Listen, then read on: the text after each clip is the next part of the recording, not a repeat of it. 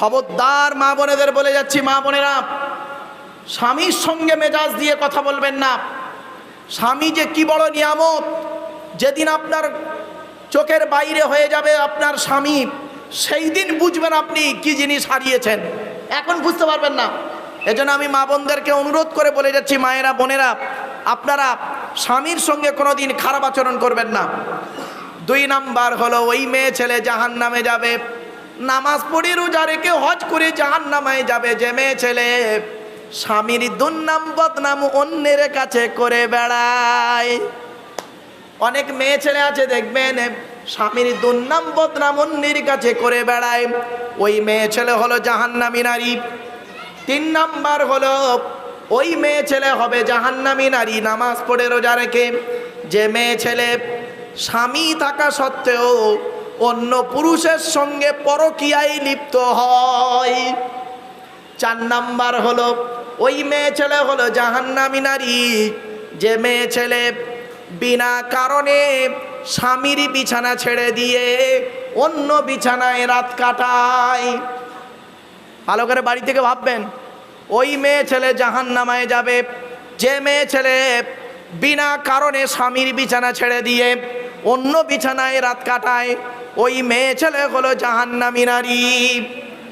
5 number হলো ওই নারী জাহান্নামী নারী নামাজ পড়ে রোজা রেখে হজ করে জাহান্নামে যাবে যে মেয়ে ছেলে স্বামীর পরিবারের সঙ্গে খারাপ আচরণ করে। আচ্ছা বাবা, স্বামীর পরিবার কারা? এই দাঁড়া, ও গাছে ওঠার আগে কাঁদির আশা করিস, মাধবপুরের লোক তো, আর আমিও দক্ষিণ 24 পরগনার লোক, আমারে অন্য জায়গার লোক বেবুনি পাও। আমার বাপেরা শোনেন, যে মেয়ে ছেলে স্বামীর পরিবারের সঙ্গে খারাপ আচরণ করে। আচ্ছা স্বামীর পরিবার কারা? স্বামীর বাপ, স্বামীর মা, স্বামীর ভাই বোন। অনেক মেয়ে ছেলে আছে দেখবেন স্বামীকে খুব ভালোবাসে, স্বামীকে খুব ভক্তি করে, স্বামীর বাম্মার দেখতে পারে না, স্বামীর ভাই বোনের দেখতে পারে না, ওই মেয়ে ছেলে জাহান্নামী নারী। আমার মা বোনরা ভালো করে শুনে নিন। এখন হয়তো মা বোনরা মনে মনে ভাবছে এ হুজুর খালি আমাদের বিরুদ্ধে বলছে, একটু দাঁড়ান, একটু ধৈর্যের পরিচয় দিন। এরপরে আসছি 6 নাম্বার, ওই মেয়ে ছেলে জাহান্নামে যাবে নামাজ পড়ে রোজা রেখে। নবীজি বলেছেন, আমি বলি না, আমারে ভুল বুঝবেন না, নবীজি বললেন ওই মেয়ে ছেলে জাহান্নামে যাবে যে মেয়ে ছেলে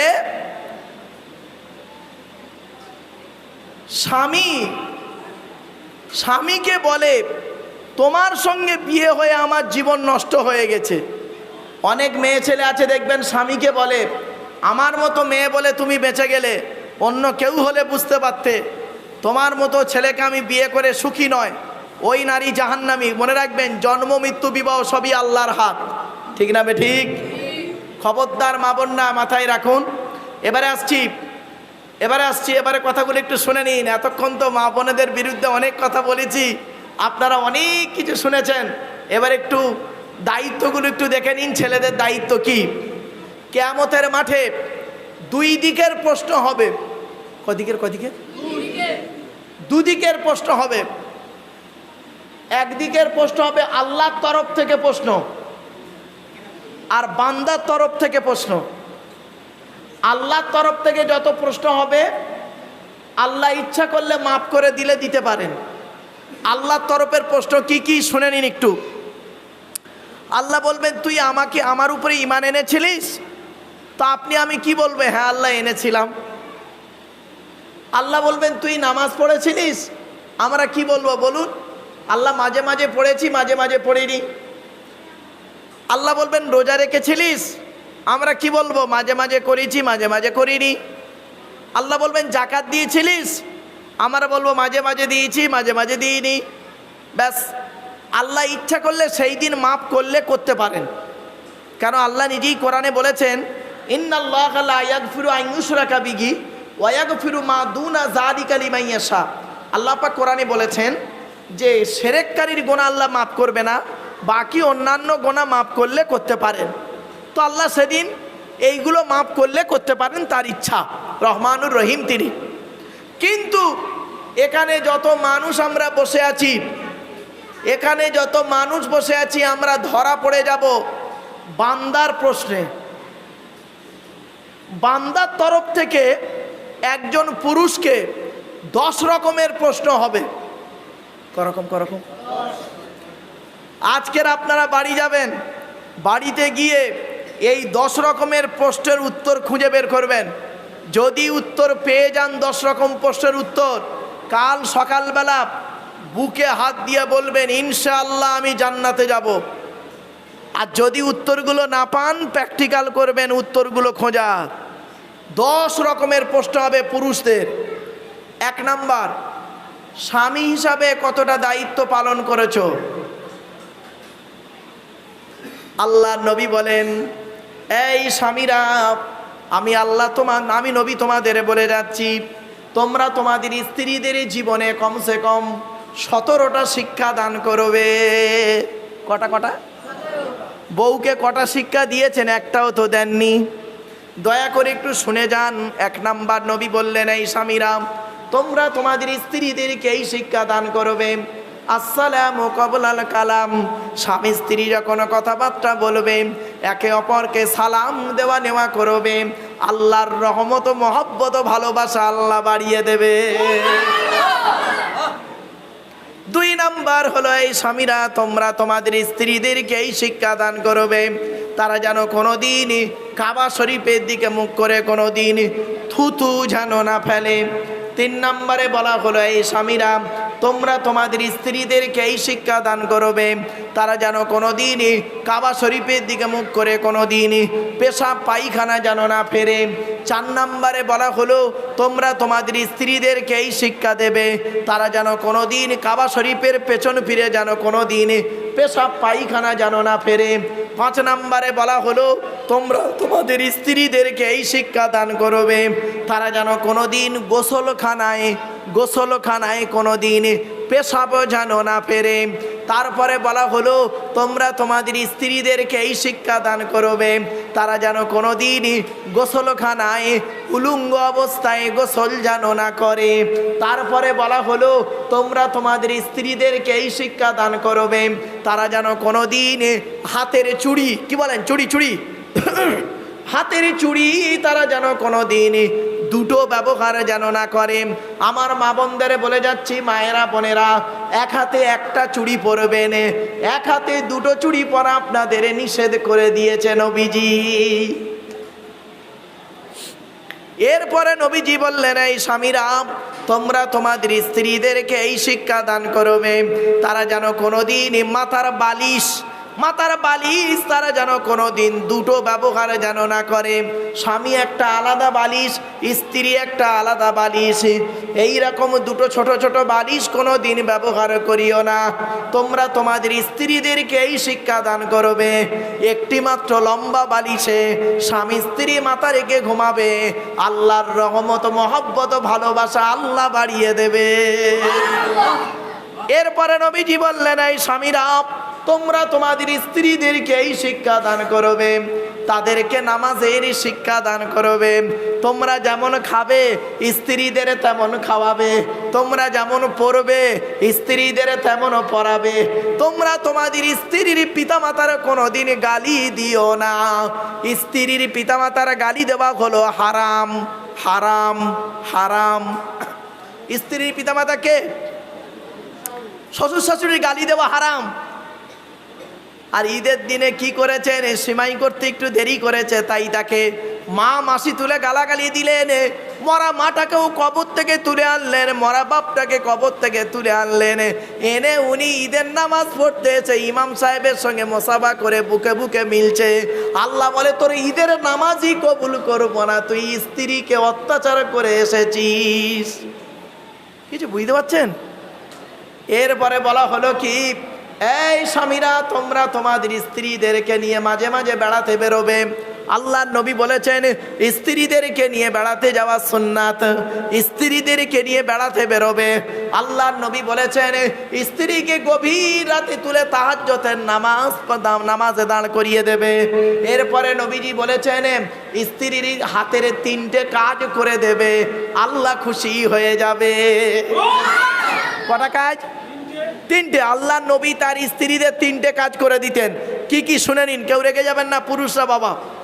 এক নাম্বার, নবীজি করতেন কি, আম্মা জান আয়েশা বর্ণনা করছেন আল্লাহ নবী মাঝে মাঝে ঝাঁটা নিয়ে ঘর বারান্দা ভালো করে ঝাড়ু দিয়ে দিতেন। দুই নাম্বার, নবীজি করতেন কি, মাঝে মাঝে থালা বাসনগুলো মেজে দিতেন। তিন নাম্বার, নবীজি আমার রান্নার কাজের সহযোগিতা করে দিতেন। কি ভাবলেন হাদিস একতরফা?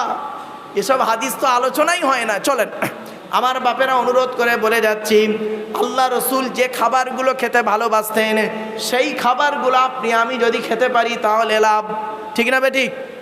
আচ্ছা বাপেরা, আল্লাহ নবী যে খাবারগুলো খেতেন সেই খাবার কিন্তু আমরা খাই, প্রত্যেকেই খাই, কিন্তু ইবাদত হয় না। আল্লাহ নবী যে খাবার খেয়েছেন সেই খাবার আমরা খাই, কিন্তু ইবাদত হয় না। কেন হয় না শুনে নিন। আল্লাহর নবী যে খাবারগুলি খেয়েছেন আমরাও সেই খাবারগুলি খাই, কিন্তু প্রবলেম এক জায়গায় হয়ে গেছে। কি? আপনি যখন ওই খাবারটা খাবেন মনে মনে এটাই বলবেন আল্লাহর নবী খেয়েছেন তাই আমি খাচ্ছি। ইবাদত বলে গণ্য হবে, আর নবীর সুন্নতটা আদায় হবে। জোরে বলুন। আল্লাহর নবী করতেন কি, বেশি বেশি করে পানি পান করতেন। আপনি যখন পানি পান করবেন মনে মনে বলবেন আল্লাহর নবী পানি পান করতেন, আমিও পানি পান করছি। ওয়াসাকাকুম রাব্বুকুম শারাবান তাহুরা। ইবাদত বলে গণ্য হবে, সুন্নতটা আদায় হবে। নবী আমার করতেন কি জানেন? নবী আমার করতেন কি, নবী খেজুর খেতে ভালোবাসতেন। আপনিও খেজুর খান, তাহলে যখনই খেজুর খাবেন মনে মনে বলবেন আল্লাহর নবী খেয়েছেন তাই খাচ্ছি, সুন্নতটা আদায় হবে, ইবাদত বলে গণ্য হবে। কিন্তু আপনি কি এতদিন এটা করেননি? আপনি মাছ মাংস সব কিছু খান, রাসূলুল্লাহ খেয়েছেন আপনিও খাচ্ছেন, পার্থক্য কি? আপনি যখনই খাবেন মনে মনে এটাই বলবেন। আল্লাহর নবীর প্রিয় খাবার কয়েক কটা বলে দিচ্ছি। আল্লাহর নবীর প্রিয় খাবার হলো পানি, দুধ, মধু, খেজুর, তরমুজ, বেদানা, শশা, কদু, খাসির পাঁজরের মাংস, মোরগের মাংস, এগুলো নবীজি খেতে ভালোবাসতেন। আচ্ছা, রায়তা, রায়তা বোঝেন? রায়তা, রায়তা টক দই দিয়ে তৈরি করে, যেটা দেখবেন এই ফল কুচে কুচে তৈরি হয়, ওই খাবারটা নবী খেতে ভালোবাসতেন।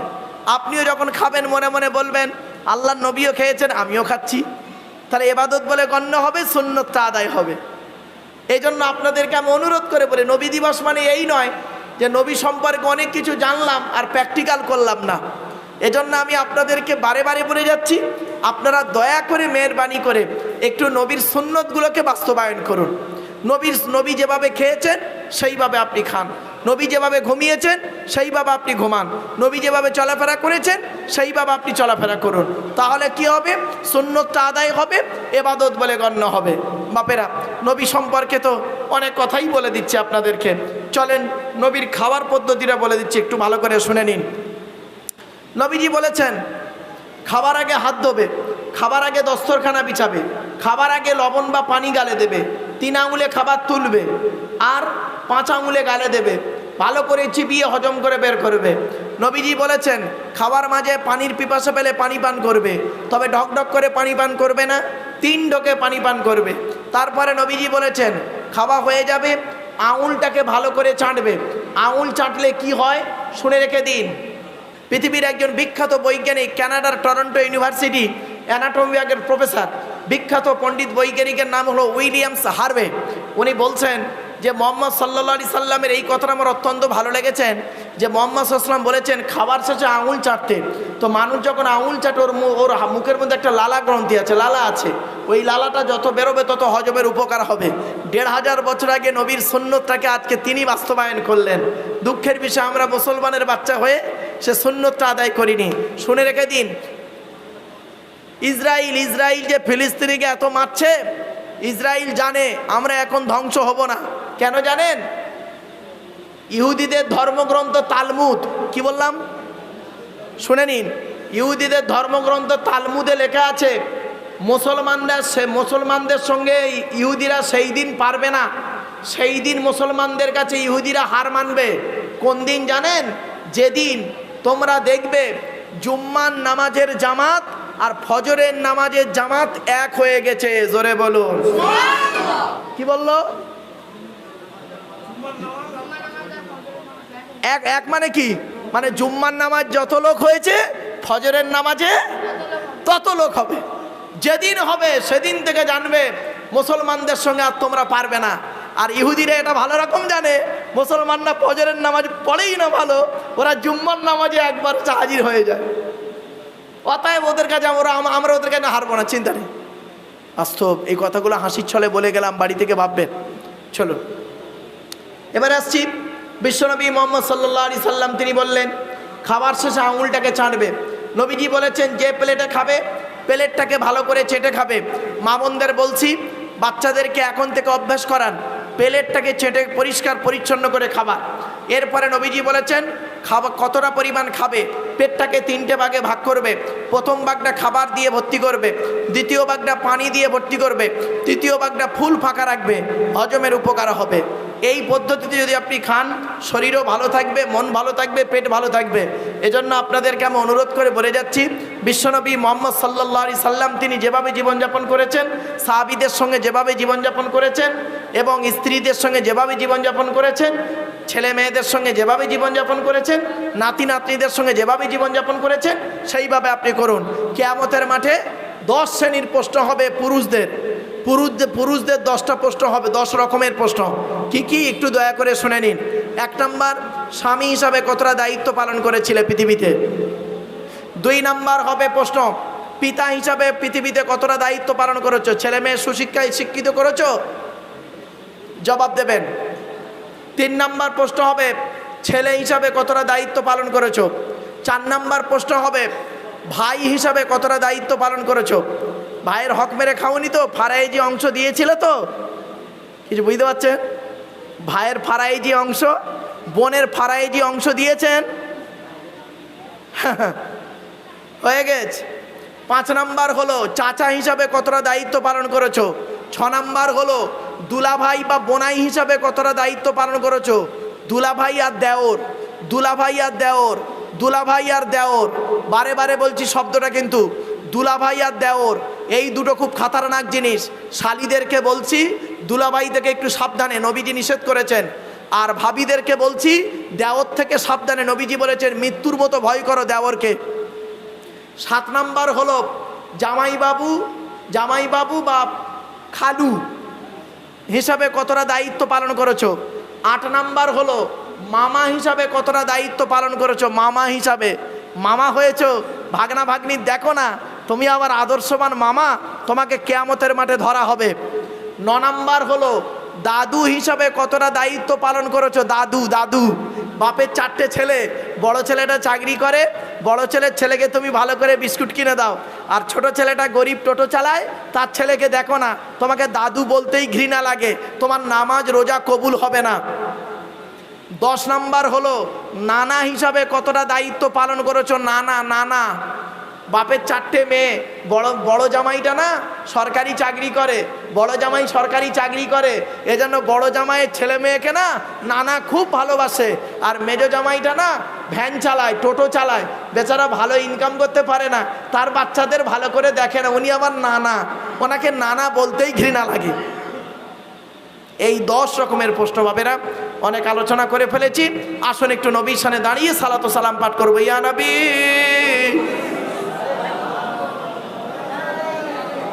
থাক।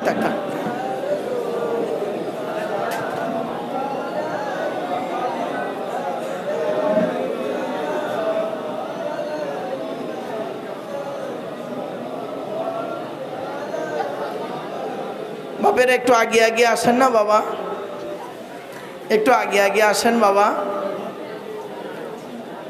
দয়াময় আল্লাহ যিনি কি নিয়ামত পাঠালেন তিনি, চিনিল না মক্কা বাসিনি চিনিল বনের হরিণী ইয়া নবী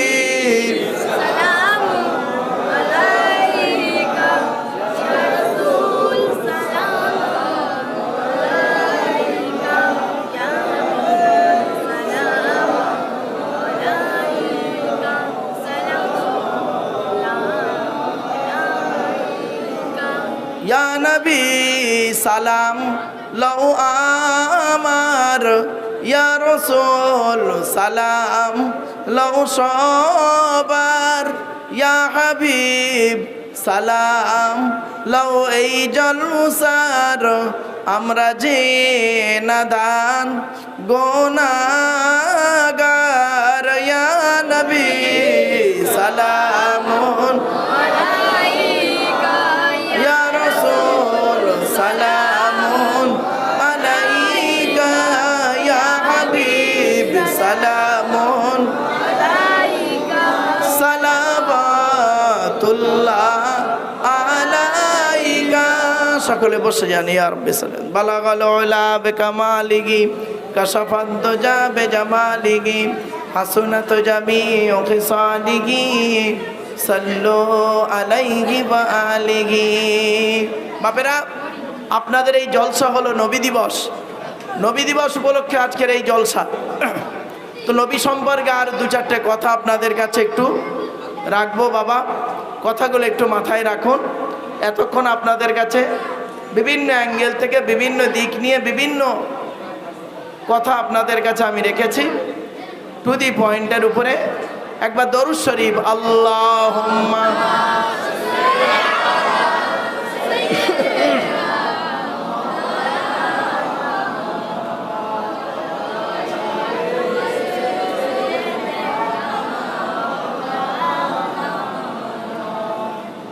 আমার বাপেরা, আল্লাহর নবী যেদিন জন্মগ্রহণ করেন সেদিন একটা ছোট্ট ঘটনা আপনাদেরকে আমি তুলে ধরছি। আচ্ছা বলেন তো, মুহাম্মদ সাল্লাল্লাহু আলাইহি সাল্লাম তার জন্ম সম্পর্কে আমরা বেশি জানবো না তার মা বেশি জানবেন? নবীর মা বেশি জানবেন, এটাই স্বাভাবিক। তো নবীর মা বর্ণনা করছেন, হে পৃথিবীর মানুষ, আমার বাচ্চা মুহাম্মদ যেদিন পৃথিবীর মুখ দেখল সেই দিন বাচ্চা মায়ের পেট থেকে এসে চারটে অলৌকিক ঘটনা ঘটালো। কটা? চারটে অলৌকিক ঘটনা ঘটালো। এক নাম্বার কি শুনবেন? ছোট্ট একটা উদাহরণ দিচ্ছি। আচ্ছা বাপেরা, আমরা দুটো হাত আল্লাহ আমাদের দিয়েছে, দয়া করে একটু হাত দুটো ছেড়ে দেবেন? ছেড়ে দেন। প্রত্যেকের হাতগুলো দেখুন, আঙুলগুলো মোড়া। দেখুন কেন আঙুলগুলোর মোড়া কেন? কারোর হাতে এমন নেই, প্রেসার দিলে এমন হবে, নইলে দেখুন কেন এরম কেন? কোনোদিন ভাবেননি? প্রত্যেক বাচ্চা মায়ের পেট থেকে গেলে দেখবেন আঙুলগুলো এরকম মোড়া। আঙুলগুলো মোড়া কেন? শুনে নিন, আদম আলাইহিস সালামকে আল্লাহ পাক যেদিন তৈরি করেন, আদমের হাত দুটো ছিল মুঠো মারা। আল্লাহ পাক আদমকে বললেন, আদম হাত দুটো খোলো। তা আদম হাত দুটো খুলেছে। খুলতে বাম হাতের তলায় নারী আর পুরুষ, ডান হাতের তলায় নারী আর পুরুষ। তো আদম আল্লাহকে বললেন, আল্লাহ এরা কারা? তো আল্লাহ বললেন, ওরা সব তোমার ছেলে মেয়ে। তো আদম আলাইহিস সালাম বলেছিলেন, আল্লাহ তা এরা যদি আমার ছেলে মেয়ে হয় তাহলে এদেরকে দুই হাতের তলায় কেন করলেন? এক হাতের তলায় করলে ক্ষতি কি ছিল? তো আল্লাহ বললেন, আদম শোনো, বাম হাতের তলায় যাদের দেখতে পাচ্ছ ওরা সব জাহান্নামী, আর তোমার ডান হাতের তলায় যাদের দেখতে পাচ্ছ ওরা সব জান্নাতি। এখন আপনি এখানে বসে বসে চিন্তা করুন, আপনার তকদিরটা আদমের বাম হাতের তলায় না ডান হাতের তলায় ভাববেন বাড়িতে গিয়ে। চলুন তো এবার আসছি, আদম আলাইহিস সালামের এই তো পরিস্থিতি দেখলেন। তো নবীর মা আমিনা বর্ণনা করছেন, আমার বাচ্চা মুহাম্মদ যেদিন মায়ের পেট থেকে পৃথিবীর মুখ দেখল, প্রত্যেক বাচ্চা মায়ের পেট থেকে এলে তাদের হাত দুটো মুঠো মারা অবস্থায় থাকে। আমার বাচ্চা মুহাম্মদ যেদিন পৃথিবীর মুখ দেখলো, লক্ষ্য করে দেখি বাচ্চার হাত দুটো মুঠো মারা অবস্থায় ছিল না রে, বাচ্চার হাত দুটো মোনাজাত অবস্থায় ছিল। মোনাজাত অবস্থায় ছিল। 2 নাম্বার নবীর মা আমিনা বর্ণনা করেন, প্রত্যেক বাচ্চা মায়ের পেট থেকে এলে চিৎকার করে কেঁদে ওঠে। আমার বাচ্চা মোহাম্মদ যেদিন পৃথিবীর মুখ দেখল, বাচ্চা চিৎকার করে কেঁদে ওঠে নাই, বাচ্চার কপালটা মাটিতে সাজদা অবস্থায় ছিল। 3 নাম্বার হলো, প্রত্যেক বাচ্চা মায়ের পেট থেকে পৃথিবীর মুখ দেখলে বাচ্চার নাভির সঙ্গে মায়ের নাভিটা জোড়া থাকে, ডাক্তার বা নার্সের মেয়েরা কেটে দিয়ে বেঁধে দেয়। নবীর মা আমিনা বর্ণনা করছেন, আমার বাচ্চা মোহাম্মদ যেদিন পৃথিবীর মুখ দেখলো, লক্ষ্য করে দেখি বাচ্চা মায়ের পেট থেকে আল্লাহ নাড়ি কাটা অবস্থায় পাঠিয়েছে। 4 নাম্বার হলো, প্রত্যেক বাচ্চা মায়ের পেট থেকে এলে কি হয়, পুত্র সন্তানদেরকে 12 বছরের ভিতরে খাতনা বা মুসলমানি করেন। এই মুসলমানি বা খাতনা সর্বপ্রথম কে হয়েছিল শুনে নিন। 82 বছর বয়সে জঙ্গলে কুড়ুল দিয়ে নিজে নিজে আল্লাহর হুকুমে হযরতে ইব্রাহিম খলিলুল্লাহ ইব্রাহিম নবী এই মুসলমানি সর্বপ্রথম হয়েছিল। এই জন্য মুসলমানিটা কোনোদিন মোহাম্মদ নবীর সুন্নত নয়, ওটা হলো ইব্রাহিম নবীর সুন্নাত। নবীর মা আমিনা বর্ণনা করছেন, আমার বাচ্চা মোহাম্মদ যেদিন পৃথিবীর মুখ দেখলো, লক্ষ্য করে দেখি বাচ্চা মায়ের পেট থেকে আল্লাহ পাক খাতনা অবস্থায় আল্লাহ পাঠিয়েছে। আমার বাপেরা, সেই মোহাম্মদ সাল্লাল্লাহু আলাইহি সাল্লাম পৃথিবীর জমিনে 1000-এরও বেশি মুজিজা আল্লাহ পাক তার মাধ্যমে দিয়েছেন। এজন্য মোহাম্মদ সাল্লাল্লাহু আলাইহি সাল্লামকে নিয়ে গবেষণা করতে গিয়ে সারা পৃথিবীর বৈজ্ঞানিকরা এক কথাই মেনে নিয়েছেন, first scientifics in the world prophet Muhammad Mustafa সাল্লাল্লাহু আলাইহি সাল্লাম। পৃথিবীর প্রথম বৈজ্ঞানিক হলো হযরত মোহাম্মদ সাল্লাল্লাহু আলাইহি সাল্লাম। জোরে বলুন সুবহানাল্লাহ। একটা উদাহরণ আপনাদেরকে পেশ করছি, শুনে নিন। একটা এক্সাম্পল দিই। 2006 সালে, মানে আজ থেকে কত বছর হবে, 19 বছর, তাই তো বাবা? 2006 সালে ফুটবল বিশ্বকাপ হয়েছিল। প্রতি বছর 4 বছর অন্তর ফুটবল বিশ্বকাপ হয়, ফিফা ওয়ার্ল্ড কাপ হয়। তো 2006 সালে ফুটবল বিশ্বকাপ হয়েছিল। তো সেই ফুটবল বিশ্বকাপে 2টো দল ফাইনালে উঠেছিল, ইতালি আর ফ্রান্স। ফ্রান্সের ক্যাপ্টেন ছিল জিনেদিন জিদান, আর ইতালির একটা প্লেয়ারের নাম হলো মাতেরাজিত।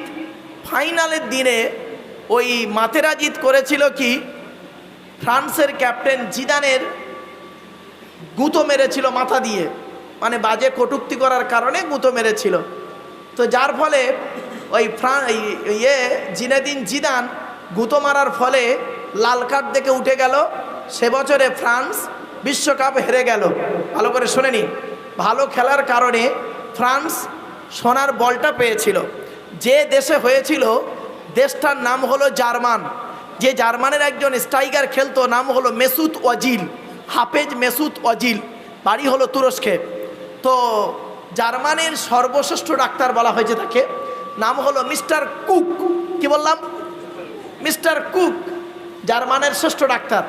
তাকে জিজ্ঞাসা করছেন জার্মানের ছেলেমেয়েরা, স্যার রিলিজিয়ন্স অফ ইসলাম সম্পর্কে, দি হলি কোরআন সম্পর্কে, প্রফেট মোহাম্মদ সম্পর্কে আপনি কিছু মতামত পেশ করুন। তো উনি বললেন, read the Holi Quran and tradition of prophet Muhammad Mustafa সাল্লাল্লাহু আলাইহি সাল্লাম, your future life successful, it is my challenge. তো উনি বললেন, তোমরা যদি ভবিষ্যৎ জীবনটাকে উন্নতির চরম শিখরে পৌঁছাতে যাও, তাহলে আমি মিস্টার কুক তোমাদের বলে যাচ্ছি, মোহাম্মদ বলে একজন নবী এসেছিল, তার উপরে এসেছিল কোরআন, আর মোহাম্মদ সাল্লাল্লাহু আলাইহি ওয়াসাল্লামের হাদিসগুলো নিয়ে তোমরা গবেষণা করো, তাহলে তোমরা উন্নতির চরম শিখরে পৌঁছে যাবে। ছেলেমেয়েরা বললেন, স্যার আপনি একজন এত বড় একজন ডাক্তার হয়ে আপনি এই মুসলমানদের উপরে আসা কোরআন পড়তে বললেন আর মোহাম্মদের হাদিস পড়তে বললেন, আপনি নিজে কিছু পেয়েছেন? তা উনি বললেন, হ্যাঁ পেয়েছি বলেই পড়তে বলেছি। ওই যে কী পেয়েছেন স্যার? তা উনি বললেন, দেখো আমি একদিন রাস্তা দিয়ে যাচ্ছিলাম, যেতে যেতে মোহাম্মদ সাল্লাল্লাহু আলাইহি ওয়াসাল্লামের একটা বাণী শুনলাম। মোহাম্মদ সাল্লাল্লাহু আলাইহি ওয়াসাল্লাম বলেছেন, কুকুর যে পাত্রে মুখ দেয় ওই পাত্রটাকে তোমরা 7 বার মাটি দিয়ে ধৌত করবে। আমি চিন্তা করলাম, মোহাম্মদ সাল্লাল্লাহু আলাইহি ওয়াসাল্লাম তো কোনো কলেজ ইউনিভার্সিটিতে পড়ে নাই, কোনো মাদ্রাসায় পড়ে নাই, সায়েন্সের কোনো স্টুডেন্ট ছিলেন না, তো এমন কথা বলে কেমন করে? 16 বছরের পড়াশোনা, 20 বছরের গবেষণা, মোট 36টা বছর কাটিয়েছি মোহাম্মদের এই ভুল বের করো বলে। অ্যামোনিয়াম ক্লোরাইড, যাকে নিশাদল বলা হয়, এটাকে নিয়ে গবেষণা করছিলাম, করতে করতে মাথায় চাপলো মোহাম্মদের ভুল বের করতে হবে। একটা পাত্রে কুকুরের জীবাণু রাখলাম, একবার, দুইবার, তিনবার, চারবার, পাঁচবার ধৌত করার পরে ল্যাবরেটরিতে দিয়ে দেখছি ওই পাত্র থেকে কুকুরের জীবাণুটা যায় নাই। সপ্তমবারে যখন ধৌত করেছি, করার পরে ল্যাবরেটরিতে যখন দিয়েছি দেখছি ওই পাত্র থেকে জনমের মতো কুকুরের জীবাণুটা চলে গিয়েছে। সঙ্গে সঙ্গে উনি বলেছিলেন, oh my God, first scientific in the world prophet Muhammad Mustafa সাল্লাল্লাহু আলাইহি সাল্লাম। পৃথিবীর প্রথম বৈজ্ঞানিক যদি থাকতে হয় হযরত মুহাম্মদই আছে।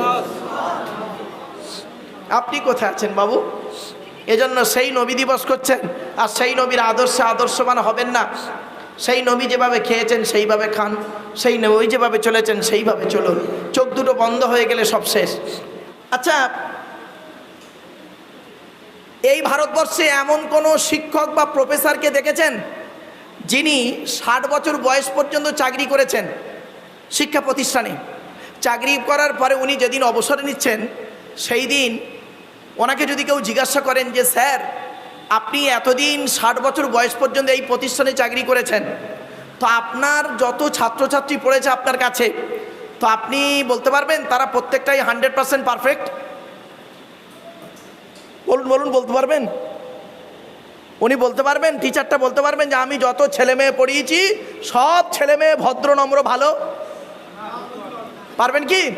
পারবেন না। তবে এতটুকু উনি বলবেন যে আমার জ্ঞানমতে যত ছাত্রছাত্রী পড়িয়েছি 99% ভালো হবে, দু একটা চোর ডাকাত গুন্ডা বদমাইশ হলে হতে পারে। 100% বলার ক্ষমতা ওনার নেই, তাই তো? আরে ভাই বলুন না, একটু কথা বলুন না।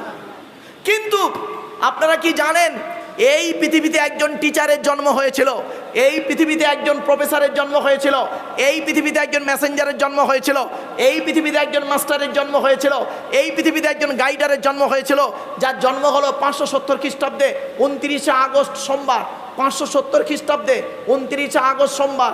আর এন্তেকাল বা মৃত্যু হলো 634 খ্রিস্টাব্দে 18ই জুন সোমবার, 634 খ্রিস্টাব্দে 18ই জুন সোমবার। ঠিক আছে? এই 63 থেকে 64 বছর তিনি পৃথিবীতে ছিলেন। থাকা অবস্থাতে যত তিনি জীবনে একটা মিথ্যা কথা বলেননি, এক নাম্বার 2, তিনি যত ছাত্রছাত্রী তৈরি করেছেন প্রত্যেক ছাত্রের নাম হলো সাহাবি। কি বললাম? সাহাবি। আর ছাত্রীদের নাম দিলেন সাহাবিয়া, স্ত্রীলিঙ্গ সাহাবিয়া। তাকে যদি জিজ্ঞাসা করা হয়েছিল, স্যার হে মোহাম্মদ সাল্লাম আপনি বলুন পৃথিবীতে যত ছাত্রছাত্রী পড়িয়েছেন সাহাবিয়াদেরকে রেখে যাচ্ছেন, তো প্রত্যেকটা চরিত্র কেমন? উনি নিজেই উত্তর দিচ্ছেন, ওনার ছাত্রছাত্রী সম্পর্কে উনি নিজেই সার্টিফিকেট দিচ্ছেন। আসহাবিকান নুজুম বিআইহিম ইক্তিদাইতুম ইহতিদাইতুম। হে পৃথিবীর মানুষ শোনো, আমার যত সাহাবিয়া রয়েছে আর সাহাবিয়া চলে গেছে, মনে রাখবে প্রত্যেকটা হলো নক্ষত্রের ন্যায়। তোমরা যাকে অনুসরণ করে চলবে তার মাধ্যমে কিয়ামতের মানে জান্নাত পেয়ে যাবে। আবু বকরের নীতিকে অনুসরণ করুন, জান্নাত পাবেন। উমারের নীতিকে অনুসরণ করুন, জান্নাত পাবেন। উসমানের নীতিকে অনুসরণ করুন, জান্নাত পাবেন। বেলালের নীতিকে অনুসরণ করুন, জান্নাত পাবেন। আব্দুল্লাহ ইবনে মাসউদের নীতিকে অনুসরণ করুন, জান্নাত পাবেন। হাসান বিন সাবেতের অনুসরণ করুন, রাদিয়াল্লাহু তাআলা আনহুমদের অনুসরণ করুন, জান্নাত পাবেন। তাহলে এমন একজন প্রফেসরের আলোচনা আমরা এখনই করতে যাব। এতক্ষণ আল্লাহর আলোচনা করেছি, আর আল্লাহর আলোচনা নয়, দেখতে দেখতে 1.5 ঘন্টা আল্লাহর আলোচনা সম্পর্কে হয়ে গেছে। এবার আসছি আর নবীদের আলোচনা হবে। তো নবীদের আলোচনা করতে গিয়ে তার মাঝে একবার দরুদ শরীফ, আল্লাহুম্মা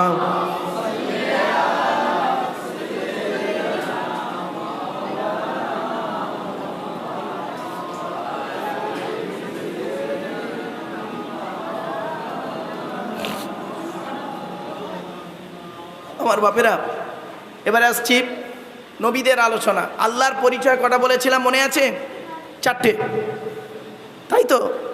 নবীদের পরিচয় কটা বলেছিলাম? 3টে। আল্লাহর পরিচয় 4টে, নবীদের পরিচয় 3টে। কি কি শুনে নিন। 1 নাম্বার, যিনি নবী হবেন তার চরিত্র উত্তম হতে হবে। 2 নাম্বার, যিনি নবী হবেন তার উপর আল্লাহর তরফ থেকে ওহী নাযিল হতে হবে।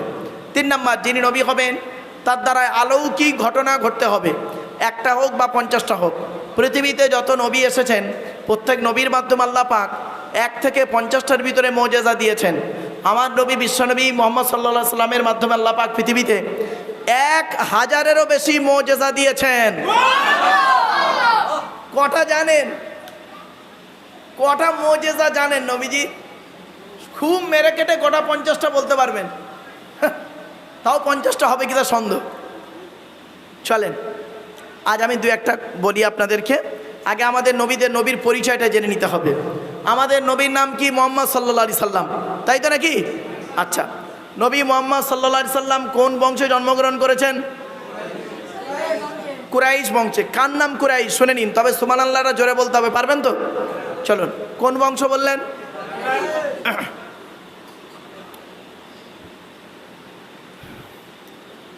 মুহাম্মাদের বাপের নাম আব্দুল্লাহ, আব্দুল্লাহর বাপের নাম আব্দুল মুত্তালিব, আব্দুল মুত্তালিবের বাপের নাম আব্দে মান্নাফ, আব্দে মান্নাফের বাপের নাম হাশেম, হাশেমের বাপের নাম কুসাই, কুসাইয়ের বাপের নাম কিলাব, কিলাবের বাপের নাম মুর্রা, মুরার বাপের নাম লুবাই, লুবাইয়ের বাপের নাম কাব, কাবের বাপের নাম গালিব, গালিবের বাপের নাম ফিগির, ফিগির থেকে কুরাইশ বংশ এসেছে। নবীর বাপের নাম আব্দুল্লাহ, মায়ের নাম আমিনা, দাদার নাম আব্দুল মুত্তালিব, দাদির নামটা কি? নেতিলা বিনতে খব্বাব ব্র্যাকেটে ফতেমা, কেউ বলেছেন সামিরা। নবীর নানার নাম হলো আব্দুল ওয়াহাব জুহুরি, নবীর নানির নাম হলো বারিরা বা বাররা, নবীর দুধবার নাম হলো হালিমা, নবীর দুধ বাপের নাম হলো হারেস, নবীর দুধ ভাইয়ের নাম আব্দুল্লাহ, নবীর বাপের নাম আব্দুল্লাহ, নবীর দুধ ভাইয়ের নাম আব্দুল্লাহ, দুটো যেন এক করে ফেলবেন না। নবীর জন্ম 570 খ্রিস্টাব্দে। ইংরেজি কি মাস ছিল? 29 আগস্ট। আরবি মাস ছিল রবিউল আউয়াল মাস 12 তারিখ, মতান্তরে 9 তারিখ, কেউ বলেছেন 8 তারিখে। সোমবার শবে সাদেকের সময় আরবের মক্কা নগরে কুরাইশ বংশে নবীর জন্ম। নবীর বাপেরা হলো 10 ভাই, নবীর মায়েরা হলো 19 বোন। নবীর 9টা চাচা, কটা কটা কটা? নবীর 9টা চাচা, 18টা খালা, 6টা ফুপু, 7টা ছেলে মেয়ে। চলেন, নবীর কটা চাচা বললাম বাবা? 9টা চাচা। 9টা চাচার নাম কি একটু শুনে নিন। বড় চাচার নাম হারেস, কি বললাম? হারেস, জুবায়ের, মোকাইম, ফাইদাক, জাইদাক, আবুল আহাব, হামজা, আব্বাস, আবু তালেব। নবীর বাপ হলো আব্দুল্লাহ। কই আবু জাহালের নাম তো এখানে নেই। আবু জাহাল নবীর চাচা নয়। অনেক বক্তা বাজারে ওয়াজ করে বেড়ায়, আবু জাহাল নবীর চাচা বলে না? তা কোন দাদুর ছেলে? এই তো নবীর 9টা চাচার নাম বলে দিলাম। হারেস, জুবায়ের, মোকাইম, ফাইদাক, জাইদাক, আবুল আহাব, হামজা, আব্বাস, আবু তালেব, নবীর বাপ আব্দুল্লাহ। এই তো 10টা বাবা। এই জন্যই বলি গো বাবা, লেখাপড়া করা মানুষ, এই রেগুলার ক্লাস করা একটা স্টুডেন্ট আর রেগুলার ক্লাস করে না এমন একটা স্টুডেন্ট, দুটোই পাস করে। একটা ফার্স্ট ডিভিশন পায়, একটা ভালো নাম্বার পায়, দুটো কিন্তু এক নয় বাবা। চলেন এবার আসছি, নবীর ছেলে মেয়ে হলো 7টা। কটা কটা কটা? 7টা। 3টে পুত্র সন্তান, 4টে কন্যা সন্তান। 3টে পুত্র সন্তানের নাম কি? বড় ছেলেটার নাম হলো কাসেম, কি বললাম? তারপরের ছেলেটার নাম হলো তাহের বা তৈয়েব। ছোট ছেলেটার নাম হলো ইব্রাহিম। 4টে কন্যা সন্তানের নাম কি? বড় মেয়েটার নাম হলো জাইনাব, তারপরের মেয়েটার নাম হলো রুকাইয়া, তারপরের মেয়েটার নাম হলো উম্মে কুলসুম, ছোট মেয়েটার নাম হলো ফতেমা, যার সঙ্গে নবীজি আলীর বিবাহ দিয়েছিলেন। এখানে একটি ছোট্ট প্রশ্ন করবো আপনাদেরকে। আচ্ছা, আরবে কি ছেলের খুব অভাব ছিল বুঝি?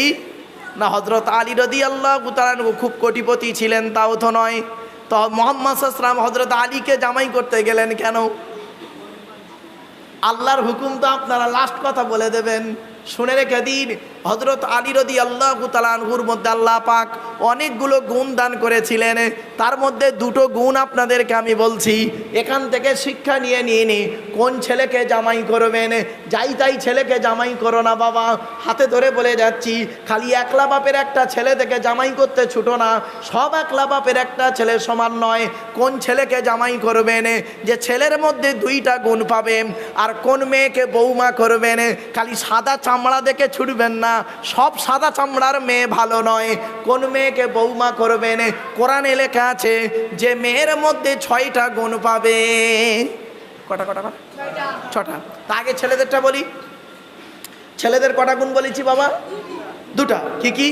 এক নাম্বার ছেলেটি সৎ ছেলে কিনা খবর নেবে। সৎ কাকে বলে বক্তব্যের শুরুতেই আমি বলে আসছি। দুই নাম্বার হলো ছেলেটি কর্মী কিনা খবর নেবে। কর্মী ভাষাটা বোঝেন? মানে পরিশ্রম করে, কুড়ে নেয়, বাপের হোটেলে খায়, 420 ছেলে, এমন ছেলেকে জামাই করতে যাবেন না, ওসব জীবন নষ্ট হয়ে যাবে ছেলে এবং মেয়ের। এবার আসছি, কোন মেয়েকে বৌমা করবেন? কোন মেয়েকে বৌমা করবেন? যে মেয়ের মধ্যে 6টা গুণ পাবে। কটা কটা? কোরআন জানিয়ে দিয়েছে, আমার কথা নয়। মুসলিমাতিন, মুমিনাতিন, কানিতাতিন, তাইবাতিন, আবিদাতিন, সাইহাতিন, সঙ্গীবাতিন ওয়া আবকারা। 28 নম্বর পারার 19 নম্বর পৃষ্ঠার 11 নম্বর লাইন, সূরার নাম সূরা তাহরিমের 5 নম্বর আয়াত। কোন মেয়েকে বৌমা করবেন? যে মেয়ের মধ্যে 6টা গুণ পাবে। 1 নাম্বার, মেয়েটি মুসলমান কিনা খবর নেবেন। 2 নাম্বার হলো মেয়েটি মুমিনাতিন, বিশ্বাসী মেয়ে কিনা খবর নেবেন। 3 নাম্বার হলো কানিতাতিন, আনুগত্যশীলা মেয়ে কিনা খবর নেবেন। দূর থেকে খবর নিয়ে দেখবেন মেয়েটি ওর বাপ আর মাকে ভক্তি শ্রদ্ধা করে কিনা খবর নেবেন। দূর থেকে খবর সঠিক তথ্য যদি পেয়ে যান মেয়েটি ওর বাপ আর মাকে ভক্তি শ্রদ্ধা করে না, ও যত সুন্দরী মেয়ে হোক আর যত বড় মুফতি সাহেবের মেয়ে হোক, হাজি সাহেবের মেয়ে হোক, খবরদার ওই মেয়েকে জীবনে কোনোদিন বৌমা করবেন না। ও ওর নিজের বাম্মাকে ভক্তি শ্রদ্ধা করে না, তোমার বাম্মার পাতে সহজে এক থালা ভাত দিতে চাইবে না। বেশিরভাগ মেয়ের সংসার নষ্ট হয়, বেশিরভাগ মেয়েদের সংসার নষ্ট হয় মেয়ের মায়ের কান ভাঙা নিতে। ঠিক না বে ঠিক? যে মেয়ের মা যত বেশি চালাক, যে মেয়ের মা যত বেশি চালাক, ওই মেয়ের কপালে তত তাড়াতাড়ি তলাক। আর একটা কথা বলে যাচ্ছি, শুনে নিন, বাস্তব কথা বলে যাচ্ছে, আমারে ভুল বুঝবেন না কেউ। যে মেয়ে দেখবেন বিয়ের পরে যে মেয়ে ওর বাম্মার কথায় ওঠে বসে, ওই মেয়ের সংসারে জাহান্নাম ছাড়া আর কিছু হবে না। যে মেয়ে বিয়ের পরে স্বামীর কথার গুরুত্ব না দিয়ে ওর বাপ আর মায়ের কথায় ওঠে বসে, ও হলো জাহান্নামী নারী। ও যত বড় মুফতি সাহেবের মেয়ে হোক, আই সাহেবের মেয়ে হোক আর পীর সাহেবের মেয়ে হোক, ও মেয়ে জাহান্নামী। শুনে রেখে দিন, আল্লাহর নবী একদিন সাহাবীদেরকে বলছেন, তোমাদের বাড়িতে কয় শ্রেণীর মেয়ে ছেলে আছে গো? সাহাবীরা বললেন, হে নবী, আমাদের বাড়িতে 4 শ্রেণীর মেয়ে ছেলে আছে। কয় শ্রেণী? 4 শ্রেণীর মেয়ে। কে কে? মা, বোন, মেয়ে, বউ। মা, বোন, মেয়ে, বউ, এই 4 শ্রেণীর মেয়ে ছেলে আছে। তো নবীজি বললেন, তোমরা কি করে বুঝবে এই 4 শ্রেণীর মেয়ে ছেলে জান্নাতে যাবে না জাহান্নামায় যাবে? সাহাবীরা বললেন, তা তো বলতে পারবো না। নবীজি বললেন, শোনো, যে মেয়েদের মধ্যে কমসে কম এই 6টা অভ্যাস থাকবে, ওই মেয়ে ছেলে যত নামাজ পড়ুক, যত রোজা রাখুক, যত হজ করুক, যত পীর সাহেবের মেয়ে হোক, হাজি সাহেবের মেয়ে হোক, মৌলানা সাহেব মুফতি সাহেবের মেয়ে হোক, ইমাম সাহেবের মেয়ে হোক, ডাক্তার মাস্টারের মেয়ে হোক, ও জাহান্নামী, জাহান্নামী, জাহান্নামী। 6টা গুণ কি কি? 6টা গুণ নয়, বদভ্যাস। 6টা বদভ্যাস যে মেয়ের মধ্যে থাকবে। 1 নাম্বার, নবীজি বললেন, ওই মেয়ে ছেলে হলো জাহান্নামী। নামাজ পড়ি রোজা রেখে যে ওই মেয়ে ছেলে জাহান্নামায় যাবে। যে মেয়ে ছেলে স্বামীর সঙ্গে মেজাজ দিয়ে যারা কথা বলে। অনেক মেয়ে ছেলে আছে দেখবেন, মা বোন আছে দেখবেন, পাড়ার লোকের সঙ্গে কথা বলে মিষ্টি ভাষায়, আর স্বামীর সঙ্গে কোনো কথা বলে মেজাজ দিয়ে কথা বলে। ও মেয়ে ছেলে হলো জাহান্নামী নারী, ও যতই শিক্ষিতা হোক। কি বুঝলেন? আমার মা বোন যারা ওয়াজ শুনছেন, আজকের থেকে সচেতন হয়ে যান। আপনার নামাজ, রোজা, হজ কিছুই কবুল হবে না মা, আমাকে ভুল বুঝবেন না। আমি এই ওয়াজটা কেন করছি? এই ওয়াজ যদি আমি না করি এই জায়গায়, কিয়ামতের মাঠে আল্লাহ আমার জবানটাকে টেনে ছিঁড়ে নেবে, টেনে ছিঁড়ে নেবে। কিয়ামতের মাঠে আল্লাহ ধরবে, এই মাধবপুরের লোকেরা তোরে দাওয়াত করে নিয়ে গেছিল, খালি ওখানে গিয়ে কেসা কাহিনী বলেছিলিস, হ্যাঁ? ওইটা বলার জন্য ওরে দাওয়াত করেছিল? যে কথাটা বললে ওদের সঠিক জীবনটা ঘুরবে, সেই কথা তুই তো বললি না। শুনে রেখে দিন, আজকের বাড়ি যাবেন, বাড়িতে গিয়ে যদি দেখেন আপনার মা, আপনার পেটে ধরা মা আপনার বাপের সঙ্গে মেজাজ দিয়ে কথা বলছে, মায়ের হাত দুটো ধরে পা দুটো ধরে একটু ক্ষমা চেয়ে বলবেন, মা দয়া করে তুমি আব্বার সঙ্গে মেজাজ দিয়ে কথা বলে ইমানটা নষ্ট করো না মা। যদি বলতে পারেন আপনি হবেন সত্যিকারের একজন সন্তান, সুসন্তান, নইলে কুসন্তান। কুসন্তান তুমি, তোমাকে সন্তান বলতে ঘৃণা লাগে, শিক্ষিত বলতে তোমাকে ঘৃণা লাগে।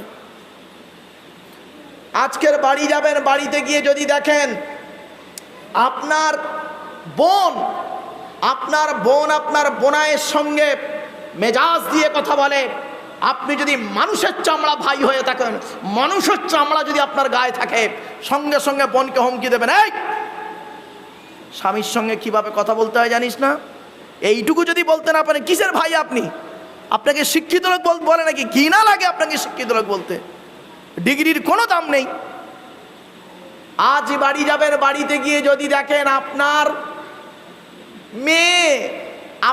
মেয়ে আপনার জামাইয়ের সঙ্গে মেজাজ দিয়ে কথা বলছে, সত্যিকারের জন্মদাতা মানুষের চামড়া যদি বাপ হয়ে থাকেন, তাহলে মেয়েকে ধমক দিয়ে বলবেন, এই স্বামীর সঙ্গে কিভাবে কথা বলতে হয় জানিস না? এইটুকু যদি বলতে না পারেন, আপনার মতো বাপের নামাজ কবুল হবে না, রোজা দাড়ি, তোর দাড়ি কিয়ামতের মানে তোর হজের, আর তোর মাথায় টুপি, তোর 12টা বাজিয়ে দেবে, চল ওই কবরে ঢোক, একবার কবরে ঢোক। বাবা রাগ করবেন না, কম দুঃখে বলিনি কথাগুলো, হয়তো শুনতে আপনাদের একটু খারাপ লাগছে, কম দুঃখে কথাগুলো বলিনি বাবা, বাস্তবটাই বলছি। চলুন, আচ্ছা 1 নাম্বার কি হলো? কোন মেয়ে? বলুন ভুলে গেছেন? মানে আমার দাঁত খিচুনি দেখে আপনারা সব ভুলেই যাচ্ছেন নাকি? না এমনি বলছি, শোনেন। কোন মেয়ে? যে মেয়ে তার স্বামীর সঙ্গে মেজাজ দিয়ে কথা বলে। তাই বাপেরা আপনাদেরকে বলি, দীর্ঘক্ষণ আলোচনা করে ফেলেছি, ভাষাগত দিক থেকে ত্রুটি হলে ক্ষমা করবেন। সকলে বিসমিল্লাহ সহ সূরা ফাতিহা শরীফ একবার, 3 বার সূরা ইখলাস, কুল হুয়াল্লাহ, বেজোর সঙ্গে কয়েকবার দরুদ শরীফ পাঠ করুন। বাড়ির মা বোনেরা সকলে মোনাজাতে শামিল হবেন।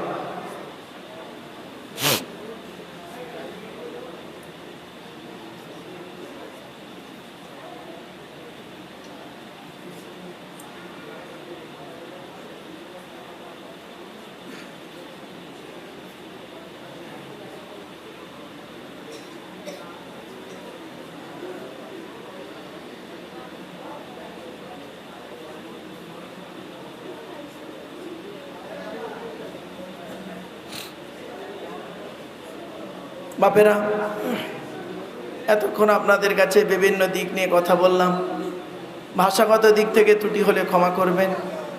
হয়তো অনেক কথা বলতে গিয়ে আবেগের বশবর্তী হয়ে অনেক কথা বলে ফেলেছি বাবা, যেটা বলার কথা ছিল না সেটা হয়তো মুখ থেকে বেফাস হয়ে বেরিয়ে গেছে, দয়া করে আল্লাহর রাস্তে মাফ করবেন।